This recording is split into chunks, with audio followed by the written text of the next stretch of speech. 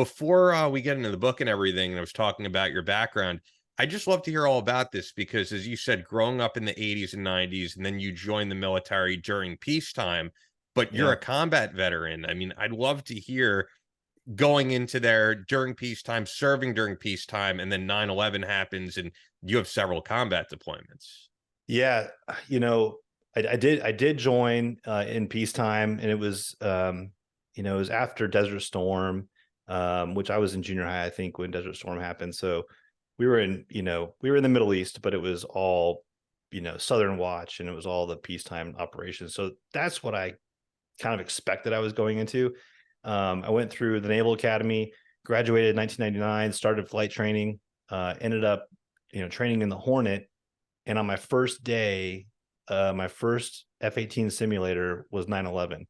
And I Wow. remember walking into the simulator building, having heard on the radio about this plane crashing into the World Trade Center, thinking, man, weather must be terrible up there. I still have a hard time believing a plane would crash into the building. And I walked into the sim building and I saw the second plane hit.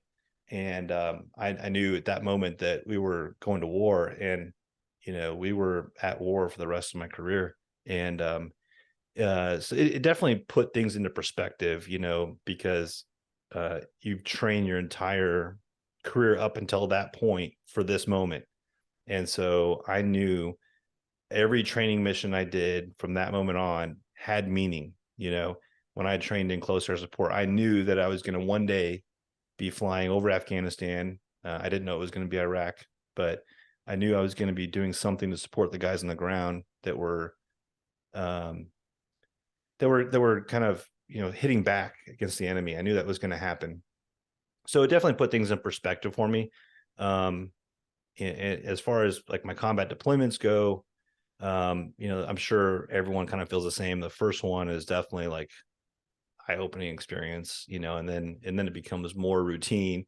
I hate to say it, but it does. And then I got the unique experience too of having combat, from 30,000 feet, and then getting to see it on the ground. And that was also another eye-opening experience for me. Made me really want to go back to the boat and kind of live, on an aircraft carrier again instead of a tent. But yeah, it was just a really, really unique experience. But I'm super proud that I was able to do. Yeah. I know a lot of people can't say that, so I'm very proud. Do you have any good combat related stories that you're comfortable telling? Because I'm sure I mean, with all the deployments you have, there's got to be some Yeah, awesome stuff you've seen. and they vary from like the terrifying to the funny to but for me, the one story that always sticks out in my mind is my very first combat mission, flying into Iraq. So after training in the F-18, I joined VF 87, and I was the first new guy that they had since 9/11, and so they were deployed on 9/11 on the Enterprise, and they were actually on their way home, and the boat turned around. So they were the first guys to drop bombs in Afghanistan. So I was the first new guy to join the squadron.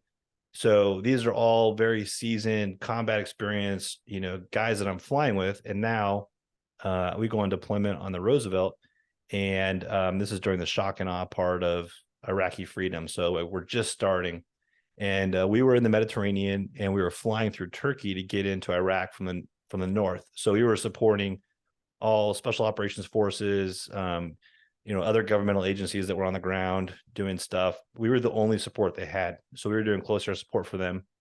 And I remember flying into Iraq on my first mission and looking down and seeing AAA, like anti-aircraft artillery, shooting up at us. And so my first initial thought is, holy crap, they're shooting at me. And that's like a scary thing because they can actually hit me and then I can crash and, die and all the bad stuff. Right. But it was immediately replaced with anger. Like, how dare you shoot at me? And I just remember that switch that was just flipped from The switch being is on, as we scared. say. The switch is on, right? Yeah, you go from being scared to just falling back on your training and doing everything that they've taught you from day one. And from that moment on, I wouldn't say I was like completely at peace, but I was definitely more comfortable. I felt confident that I could do the job. Yeah. What do you think reflecting back on all that time? Because we've had so many guys on the show now with the way that the withdrawal happened in Afghanistan. And Yeah. actually, I was talking about last week. I mean, the guy that we had on, Miles Lugosi, I think, was completely disgusted with how things went down, understandably on that end. But yeah, I think a lot of guys come back and they're like, was this all worth it? What was the reason Yeah. that we were there? Because at this point, Afghanistan is a mess. Right. You know, my perspective has changed a little bit in the year, because I retired last year. I retired when Top Gun 2 came out, actually. Oh, I had wow. my ceremony the day it came out. So cool. Yeah, I mean, I thought it was a complete full circle, right? But in the years since, I've really reflected back on how our country injects itself into everything in the world, sometimes for good, sometimes not for good. And we like to kid ourselves and say that we're always for good. And I don't think that's always the case. Sometimes I think we make a situation worse by doing some of the things we do. So, for instance, in Iraq, I definitely believe that Saddam Hussein was a terrible human being. I definitely believe he was doing horrible things to his people and he needed to be removed.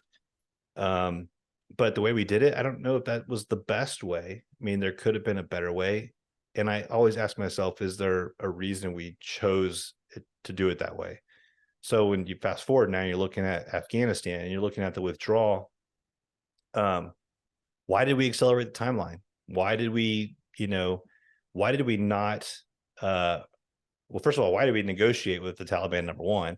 Number two, why did we trust them? And then, why did we choose to leave the way we did? I seem to think that there's a reason for it, and it's not always in the best interest of the people who were there to help or the people we're sending to help. So I don't think the military benefits from it, and I don't necessarily think the people there benefit from it. So yeah, I can see why a lot of veterans were really disgusted with what happened in Afghanistan. I can see why a lot of people were frustrated with us being in Iraq. I mean, why are we fighting two wars? What was the reason? And I don't know, but I do know that when we were there and stopping the Taliban from what they were doing in Afghanistan, that was a good thing. When we Sure. removed Saddam Hussein, that was a good thing. So like I can look back and go, I know I did some good. I know I contributed, but I just don't know if we were kind of, creating other issues